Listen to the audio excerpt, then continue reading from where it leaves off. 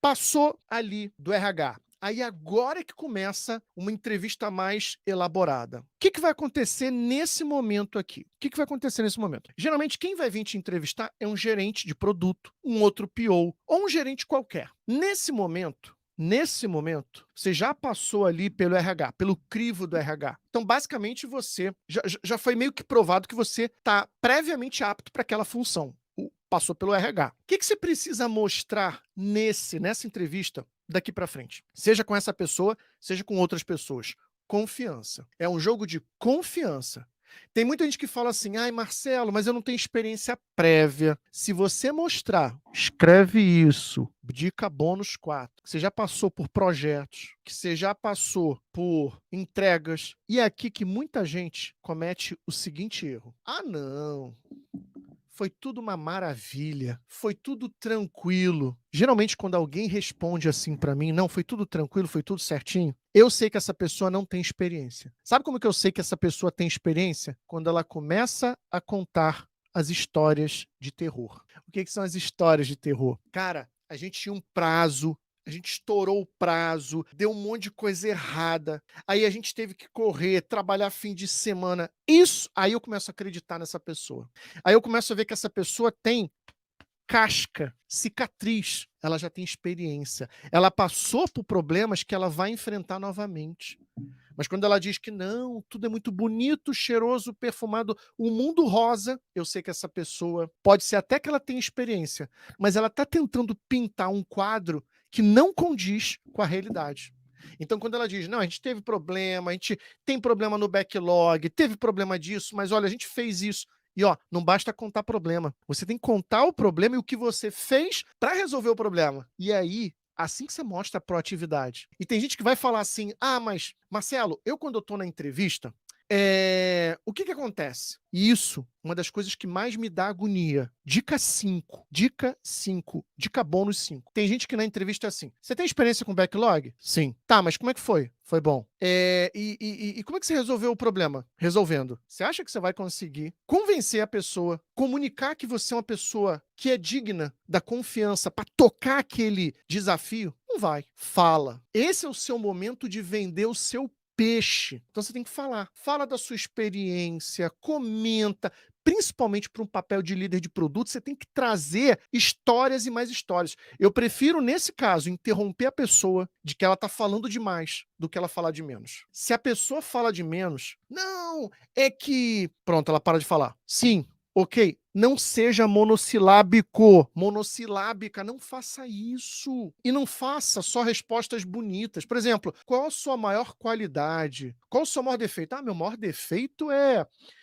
defeito é muito organizado, ou sei lá o quê. Não, cara, pode falar do seu defeito. Cara, olha, eu no dia a dia, eu realmente, às vezes, eu peco aqui na questão da organização, mas eu tô sempre atento aqui para não deixar isso escapar. Pô, quando eu escuto isso, quando eu vejo que aquilo ali é um ser humano de verdade, que tá falando a verdade, é essa pessoa que eu quero do meu lado.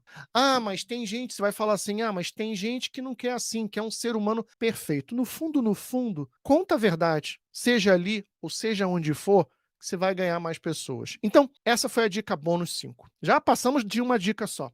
Então, você está na entrevista, conte sua experiência, principalmente as histórias de terror, os problemas, e conta como você resolveu os problemas. Outra coisa, o que vai acontecer numa entrevista de líder de produto? Essa pessoa pode trazer perguntas para você, perguntas situacionais, cenários. Marcelo, Joãozinho, Maria, o que você faria, por exemplo? Aí você tem que entender, você tem que praticar um pouquinho.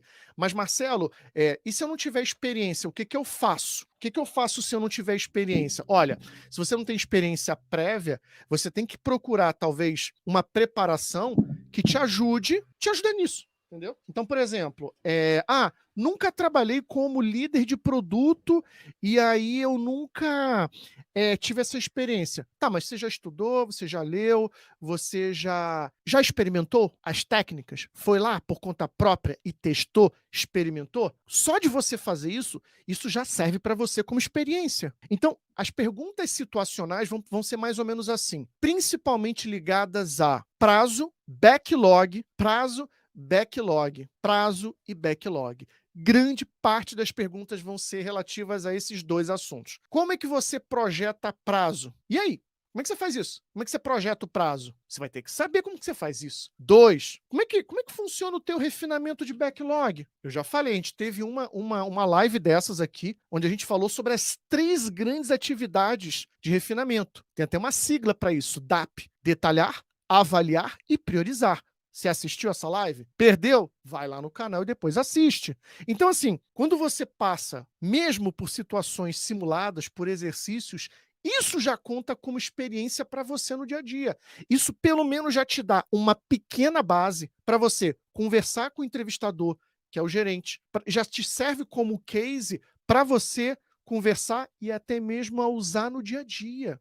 Então, o que eu quero mostrar para você é o seguinte: vão surgir perguntas situacionais ligadas a prazo e a entrega, backlog. Então, por exemplo, pequeno gafanhoto, falamos do refinamento. Qual o seu maior desafio ao lidar com backlog, ao fazer a gestão do backlog? E aí, qual seria a sua pergunta, a sua resposta? Como é que você responderia aí? Qual o seu maior desafio? Até que ponto como que você identifica o melhor ponto para refinar o backlog? Porque assim, quando a gente fala de refinar, vamos pegar a principal atividade, que é o detalhamento do backlog. Até que ponto você detalha o backlog? Como você sabe que está na medida exata, que está no ponto ideal? Como é que você faz isso? Esse entrevistador vai trazer também perguntas situacionais de problemas. Exemplo muito comum dentro de uma entrevista. Você tem a parte interessada A, você tem a parte interessada B, ambas querem coisas diferentes. Como é que você resolve isso? Como é que você negocia os trade-offs? Então, são questões que você vai precisar responder. Então, já vai anotando aí num pedaço de papel, no seu caderninho. Tá aqui, não tá anotando? Poxa, vai perder essas dicas. Depois essa live sai do ar, você vai perder essas dicas, hein? Então, como é que você negocia quando 2 partes interessadas têm necessidades, interesses conflitantes? Como é que você faz isso? Como é que você lida com as partes interessadas? Marcelo, não sei responder a essa pergunta. Você vai precisar saber responder, porque é o que mais acontece, tá bom? Por exemplo, ao final de um ciclo de desenvolvimento, o time não conseguiu entregar o que precisava entregar. Tem ali as demandas, os itens do backlog. Como é que a gente lida com isso? Como é que a gente aborda o time? Como é que a gente faz com o time? Como é que a gente dá visibilidade para a organização desse pequeno insucesso? Isso você vai ter que responder. São questões que você vai precisar saber responder ali na hora.